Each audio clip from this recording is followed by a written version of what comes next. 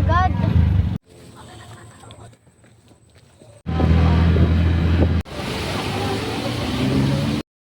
Hello mga boss, may isa nga tayong boss na nagsuggest na lagyan nga daw ng unan itong ilalim ng higaan ni baby. Pero tama naman talaga siya dahil kahit alam natin na matibay ang gamit ay kailangan maging safety first nga tayo at hindi tayo masyadong panatag. At para nga makasigurado ay nilagyan ko na nga lang ng unan. Aalis nga kami ng mga bata pero bago nga kami umalis ay naglinis nga muna ako ng bahay. Inuna ko nga sa paglilinis ay ang kwarto namin at dahil buhay nga ang electric fan habang naglilinis ako ay nag-vacuum na nga lang ako para nga hindi bumalik ang mga alikabok. Uuwi nga muna kami ng mga bata sa bahay ng aking ina pero bago nga ako umalis ay naglinis nga muna ako ng bahay para naman pagdating ng asawa ko ay ma-relax naman siya. Dahil pakaramdam ko talaga pagod na ang asawa ko, yung ba namang ikaw galing trabaho pagdating ng bahay magtatrabaho pa. Papalitan ko na nga ng bedsheet ang isang higaan namin pero itong isa ay hindi ko na nga muna pinalitan dahil kapapalit nga lang yan. Vinacuum ko na nga lang dahil may mga alikabok na nga din yan. Binago ko na nga din ang pwesto ng mga higaan namin at mas nagustuhan ko nga itong bagong pwesto. Putol-putol nga ang paglilinis ko dahil mayat maya nga ay nagigising ang little boss namin. At pagkatapos ko nga maglinis sa kwarto ay dito naman ako sa salas naglinis at grabe ang dami na namang dumi dito sa ilalim ng sofa. At wala namang ibang nagkakalat dyan kundi nga yung toddler ko. Nagkalat nga ang mga crayons dyan na ginamit niya sa pagsusulat nga dito sa pader namin. At dahil pagising-gising nga ang little bossing namin ay ito nga panganay ko ang nagbabantay sa kanya. Dahil kapag hindi ko pa nga tinapos ang paglilinis baka hindi nga kami makaalis. Dumating na din pala itong in-order kong diaper at Korean diaper pa nga ito, iba nga lang ang brand. Nag-upsize na nga ako from small to medium na dahil lumalaki na nga si baby at hindi na nagkakasya sa kanyang small. Tuwang-tuwa nga itong mga anak ko dahil makakagala na naman sila. Una pa nga sa first, itong panganay ko naggayak na mga gamit namin at naghanda na nga siya ng mga damit na dadalhin namin. Pero dahil matagal nga ako natapos sa paglilinis ng bahay ay hapon na nga din kaming nakaalis. Nag-commute na nga lang kaming tatlo dahil hindi din naman kami maihahatid ng asawa ko at may trabaho nga siya. At bago nga kami umuwi sa bahay ng aking ina ay bumili na nga din ako ng uulamin namin para pagdating namin ay kakain na nga kami. Tapos eksakto nga din kalalabas lang din ng mga kapatid ko galing school kaya ito at isinabay ko na nga silang pauwi. Tingnan nyo naman kung gaano nga kaganda ang view dito sa lugar namin. Siguro kung baguhan nga lang kayo dito ay matatakot nga kayong dumaan dito. Paano ba naman ay ang tarik-tarik nga ng daan dito? Naaalala ko nga dati nung pumapasok pa lang kami ng high school ay naglalakad nga lang kami dito. Pero dahil nag-improve na nga at naayos na ang kalsada dito ay hindi na nga kailangan maglakad basta meron ka lang pamasahe. At ilang minuto lang ay nandito na nga kaagad kami at maglalakad na nga lang kami papunta sa bahay ng